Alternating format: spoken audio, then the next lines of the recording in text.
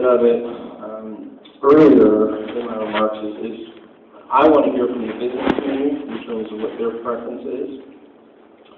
I didn't mention this before, but I will now. One big question mark I have is just the viability of the Northlake Mall. A new mall hasn't been built in this country since 2006, and they're going out of business all the time. So if we're sort of basing as our anchor Northlake Mall for tax base, that could be problematic in the short term if they go out of business. So that's a big question mark in terms of what happens there. I am reaching out to the new owners of the Northlake Mall to ask them, I don't know if they'll tell me, but to sort of ask them what their plans are for the future and for the development. I think most of you are aware that it was pushed off by Simon and it's now in a new corporate entity. I don't know if that's good, bad, neutral, what have you, but I'm going to try to investigate and see what that will be. But very clearly, from what I heard from the Northlake business community, is that unanimously they did not like the compromise map. So there was a poll taken, and that's sort of the view of that. And I think that needs to be listened to, and hopefully it can be worked out in some way. My basic understanding is I think that all of the groups were viable without the Northlake Mall. I think I heard that in various forms and public statements by the group. So if that's true, we should be able to be creative in terms of making borders that would allow cities to be viable but have Northlake City sort of a whole region. Yeah. One thing about Northlake, understand perimeter, where I live in Dunwoody. That has to be the biggest problem with Northlake and Tucker, even with the compromise situation. The Tucker people do not want a police. That's the biggest issue that the business community has. Quite frankly, I have, because every city I've seen that we have, new ones, Dunwoody, Brookhaven, people will tell you the biggest benefit you get from a new city is you actually see police. Okay? That was a big issue for the business community, because Tucker did not plan to have a police. And I think that's a mistake, particularly when you got a mall environment. I don't care if it's Northlake, perimeter, North Point, you're going to have more police than you got a mall. If you don't believe it, go walk around and look at the thing. That's the bottom line, whether people want to admit it or not. So those are some, you raised a very good point about the economic viability of Northlake itself. But those are probably two of the bigger issues. Police for one city and not the other. But it can't work out with jurisdictions, because we've done it between the three cities. Do you know where the DeKalb precinct is? I'm sorry? Do you know where the DeKalb precinct is? I understand what DeKalb. It's right by the mall. We had the same thing where I lived in Dunwoody, okay? But guess what? If they're called someplace else, they're all gone. Because I've seen it. The next one is, have either city of the groups asked for your assistance with mediation, and would you be willing to mediate with city groups regarding borders and other issues? Yeah. I've had some discussions expressing some interest in that, but generally, I think the groups kind of want to work it out on their own first and see if they can get that done. But I'm happy to get involved, and if not much has happened between now and after the election, November 4th or so, if not much has happened and we're effectively in the same place as we are today on November 6th, then I think you're going to see probably a pretty rapid transition to probably legislative sort of quickly. And so we have 2 months before we go back. What's the plan? So I'm okay with letting the group continue to try to work, but if that doesn't work through, then I'm happy to get involved and move forward. I think probably the better suggestion is for there to be, if needed, a professional mediator to help with that instead of having the legislature do it, but whatever it takes to kind of get this done.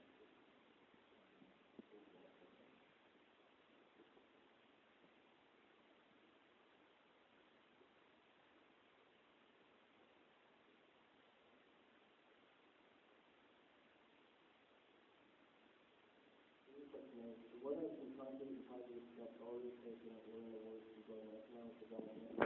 in Atlanta Metro or the state at large. I'm very concerned about the lack of jobs overall and the lack of living wage jobs specifically.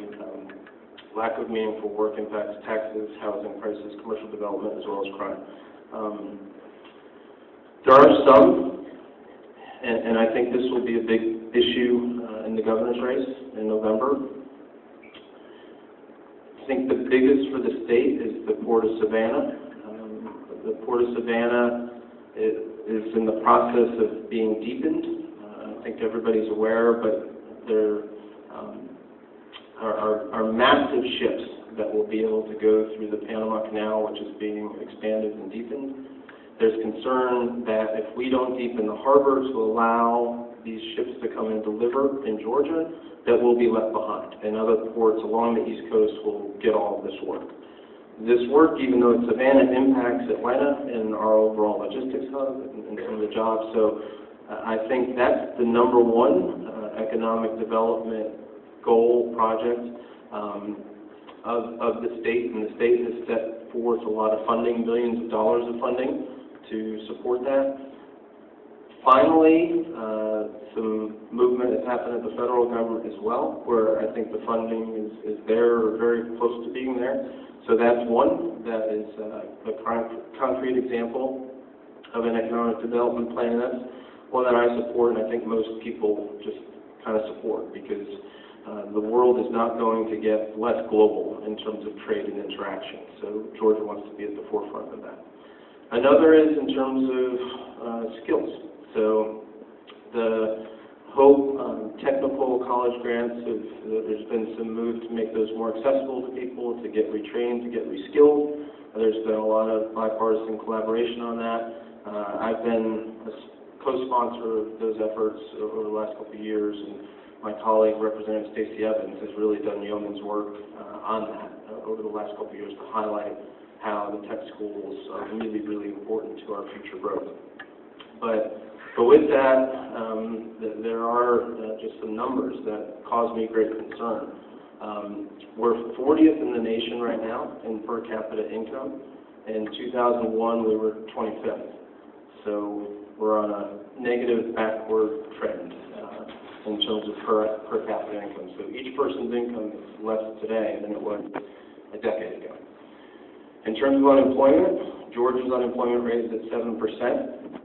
The federal average, I think, is 6.25%, and there are 25 states right now that are under 6%. Georgia has lagged behind the federal unemployment rate since the financial crisis started in 2008. So we have some work to do to get those numbers a lot better. North Dakota, by way of comparison, has an unemployment rate, I think, of 2.3%. So we definitely have to continue to work and be thoughtful of how we get people into the workforce.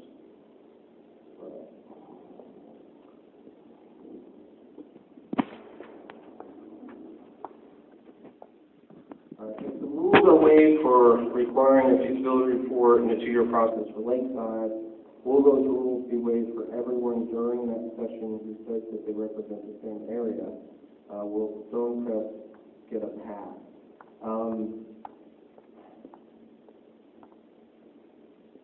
I can't say for certain because I don't have the power to change the rules. I think it has to be the entirety of the General Assembly.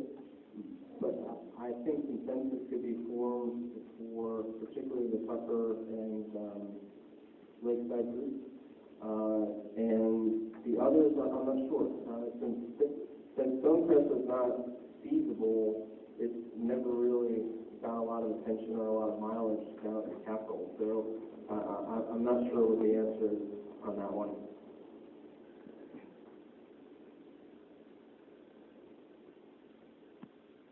All right, this is a good one. Do you expect any movement in the Georgia Assembly, General Assembly, regarding doing away with the CEO form of government in DeKalb County? Yes. I am supportive of that. I was tempted to drop a bill on this last session, but was told not to. I know there are other interest rate interests, and Senator Norris shows this interest. I know there are others who do.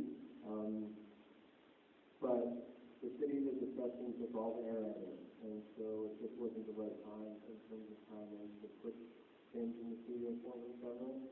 But I am supportive of that. I don't think it's working terribly well, and I'd like to see some things that are obviously. So I would be either happy to sponsor whatever a measure along those lines. Hey, Scott? Yeah. Lee Mason is going to put a commission together. He said he believes he should be involved. That's right. That's what he said for the upcoming years before we go back. Certainly that's supposed to happen. You know, I'm not sure if it's real or not. The man did say, I'll give the credit for at least pushing it. Like, he's the one guy who took over the job, that's what he wants to keep it.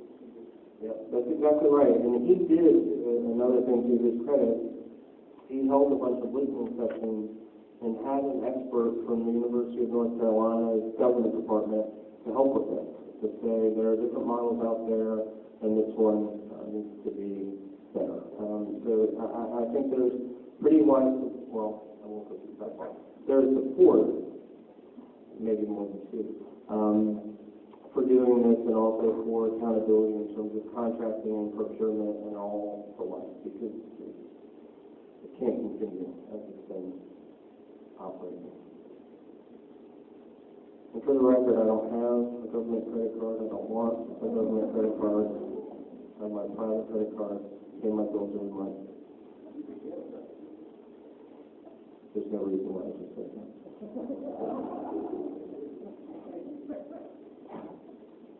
So we're voting tomorrow on a Clarkston annexation. Are refugees able to vote? I don't know. Clarkston's outside of my area, so I don't have details on that. Refugees are able to vote. I think it's they're U.S. citizens, so if they went through the process and became U.S. citizens, they can.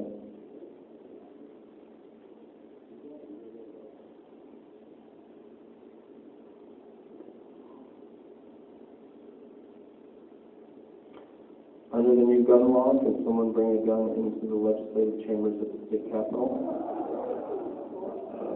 No.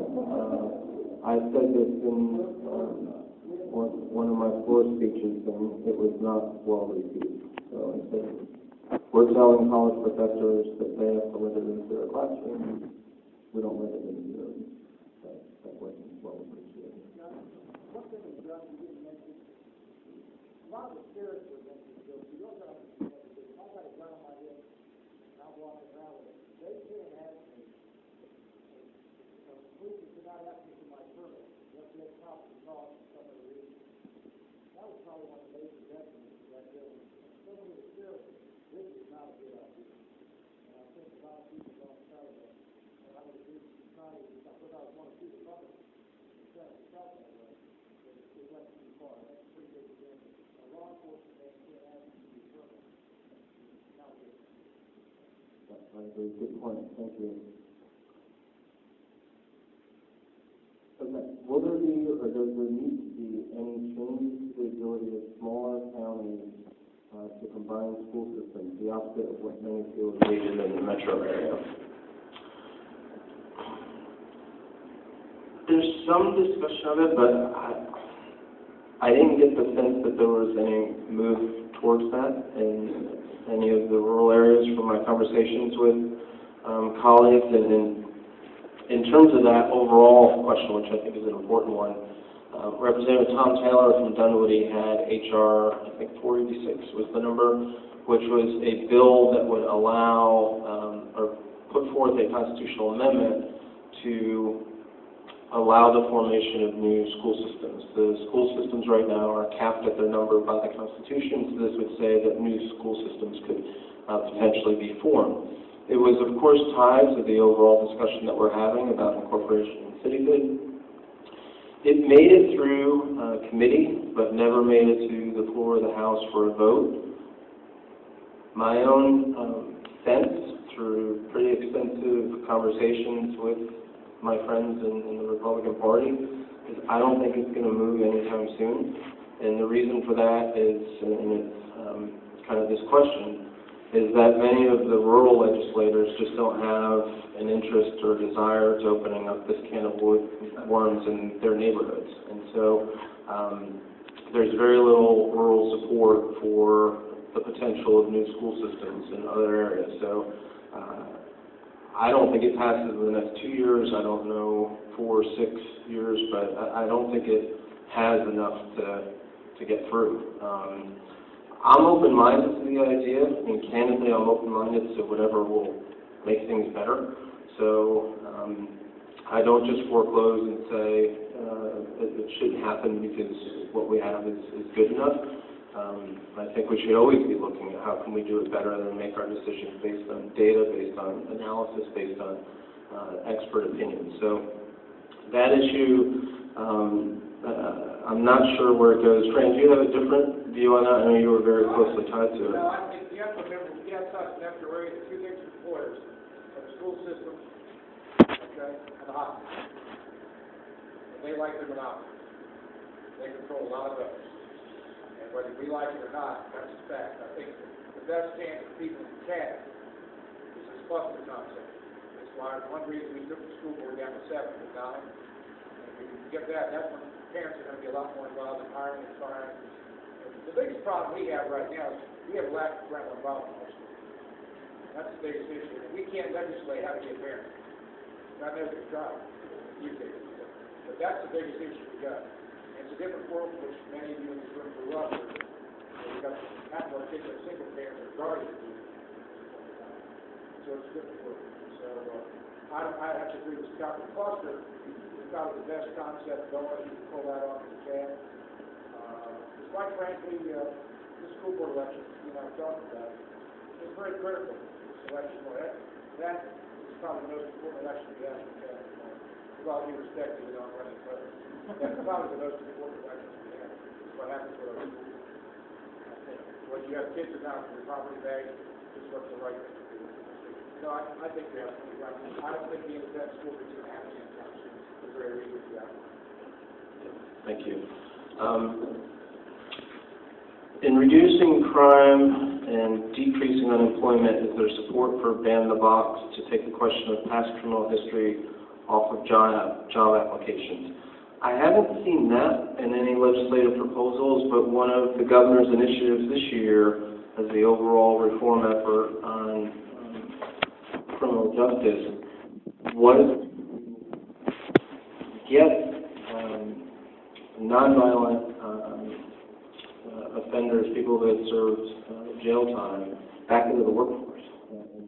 The numbers are quite low, and most experts think that there's a correlation between them having difficulty getting back into the workforce and then recidivism. And so if you can kind of cut that cycle and have people get back into the workforce and be self-supporting and self-sustaining, you could cut down on crime, cut down on the expense to taxpayers, et cetera.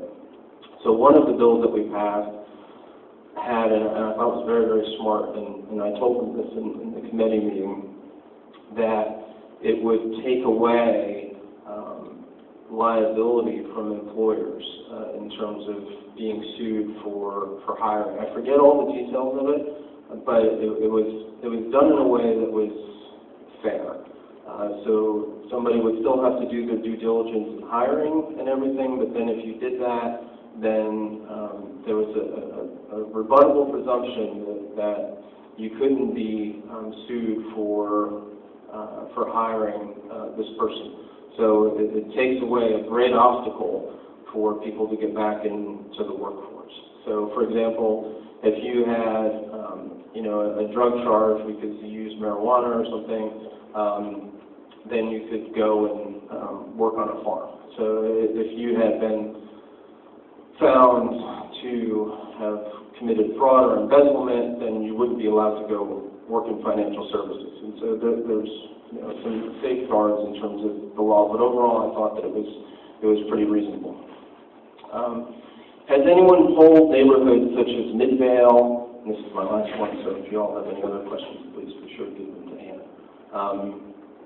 Has anyone polled neighborhoods such as Midvale, Evansdale, and Pleasantdale as to which city they would prefer to be in? The citizens I have spoken to living in these areas have generally asked to be in Lakeside, but Tucker claims to.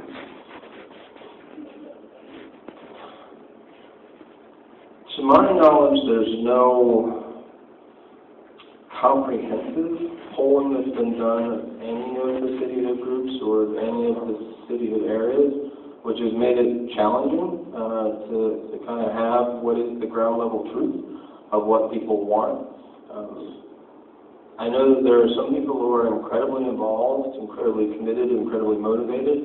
There's a lot of people who could not care less and aren't tuned in at all. And if we invited them here tonight, they maybe have a vague notion of the cityhood conversation, and they maybe know the names or might be able to recognize them. So you have a very wide disparity between understanding of the proposals and then views of the proposals. But what I can tell you from what I've heard, I can't really speak to any overall things, but what I can tell you unequivocally about what I've heard is of these three, Evansdale, Midville, and Pleasantdale, I've heard overwhelmingly from Evansdale community that their preference is to be in Lakeside. And that is consistent with a little bit the school system discussion, that they want to make sure that they're still part of the Lakeside feeder pattern, and they feel a closer community tie to the inner perimeter area than they do to the Tucker area because of the feeder pattern with Lakeside High School. So that community is I think, very strongly in favor of the Lakeside proposal. The others I've heard very little from. I've heard from a couple people, but not to the extent of Evansdale. Evansdale, I think, really does enjoy a pretty broad base support for the Lakeside proposal. Okay, and I think that's it. So, if anybody has any last questions, then I'd be happy to entertain them, and if not, then I want to thank you all for coming. And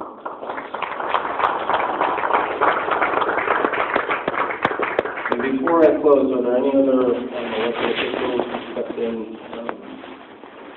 or any candidates that do you want to say who you are and what you're running for?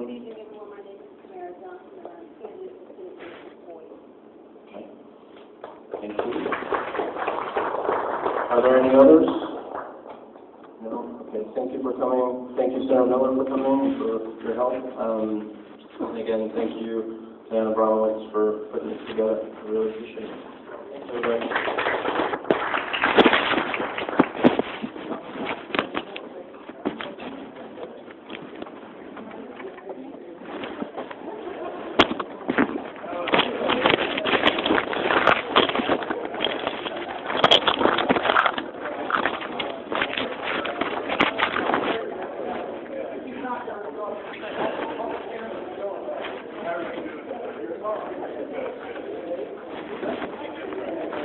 That's a new week, a new company.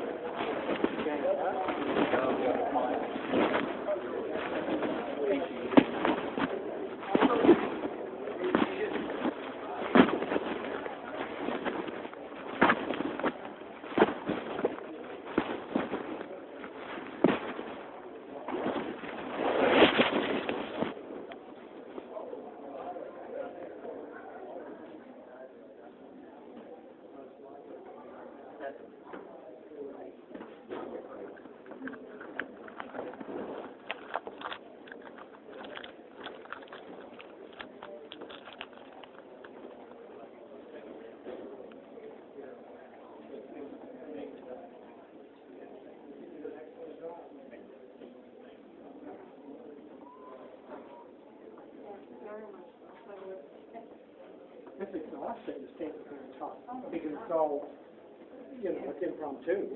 Yeah, but I'll tell you, it's going to be a long time before they get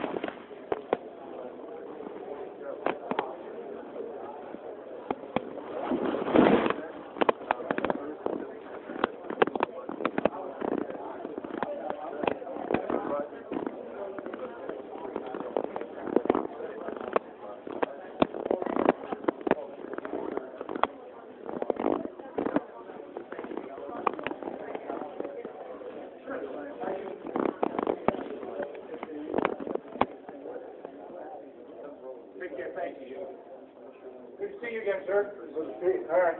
Fran, one question. Do you think that elected officials cannot pre-filing any city bills? I don't think that, at this point, I would say the elected officials are involved, or there's that compromise bill, if that stays, they're going to probably go with that bill, I think, if that stays. That's what and I'm not sure where Briarcliff's going to fit into I'm not going to pre-filing the bills the last time. To be honest with you, I don't pre-file bills anymore. I meant to the time market. Democrats might be agreeable to it, or maybe they'll see the Republicans. I don't have a problem. I don't pre-file bills, so I don't know what sense, I don't know what it proves. If I encourage that. Because you got to go, what you do is you got to go back and file the real bill anyway. Yeah. So I don't know what's the point? Yeah. Get your name in the paper. That's why people do it. You know. Okay. I think that's why people do is get their name in the paper. That's probably. You raised a good point. But the problem is, it's not DeKalb police. There's nothing wrong. The problem is there's not enough of them, number one. And number two, what happens, if they get a call from someplace else that they got to go to, we had the same problem. We had the station right across from the mall. They got a call on Beaufort Highway. They're gone. And you got nobody. It's not their fault. It's a resource thing. But I will tell you, from the city, whether you like cities or not, that's been the biggest advantage for all these places, is the fact that people see their police and their response time is a lot better than it used to have. Yeah, I agree with you. I work in Sandy Springs, so I... Oh, okay, well, you get it. I know, yeah. You get it. They Well, I go joke about the trifecta. On 285 in Sandy Springs, Dunwoody, Dorval, you get 3 tickets in 5 minutes. You're not kidding. Nice You got to see it. Nice to see you, buddy.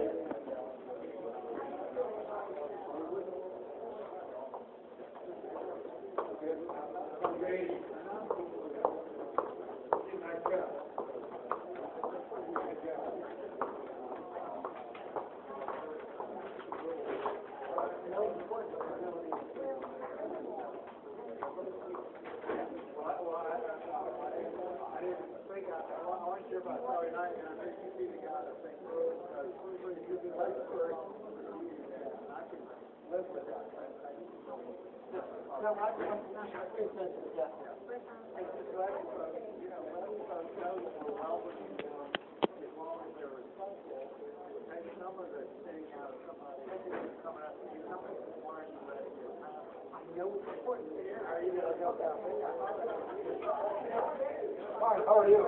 Good to see you.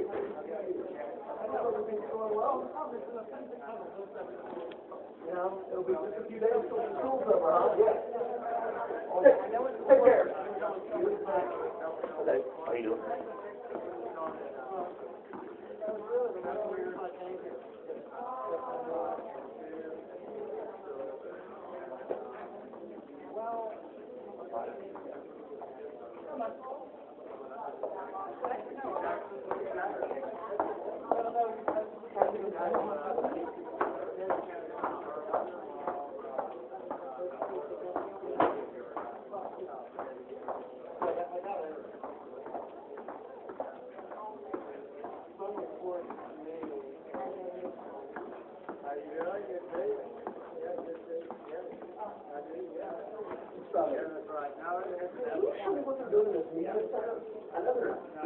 Consolidation of the media term. I don't know if you've heard anything about it.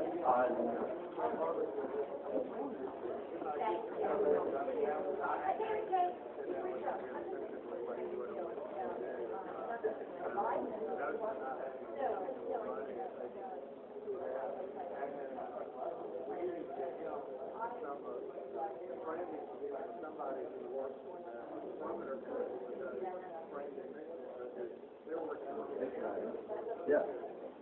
You can get rid of it. Get rid of it.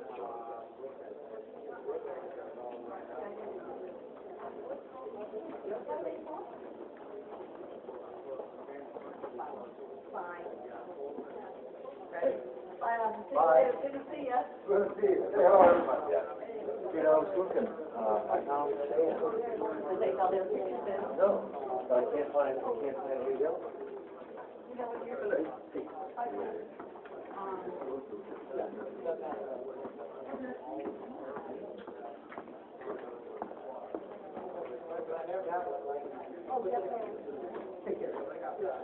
What I heard was they were trying to come out and give you a center of office. But I think it's important to say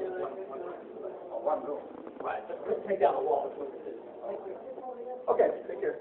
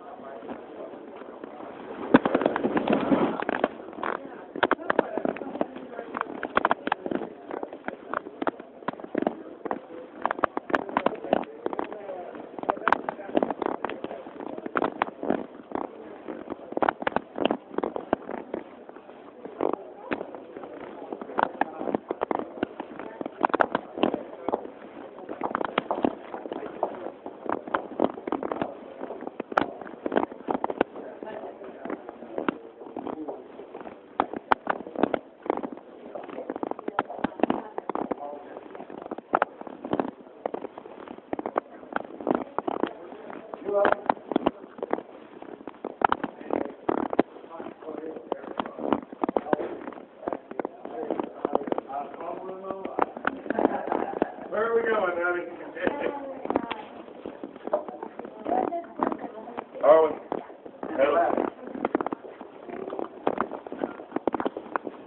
Hi. Take me away, Calvin.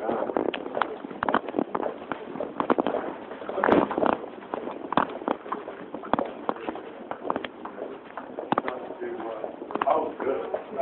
Thank God. So much. Thank you, sir. You bet.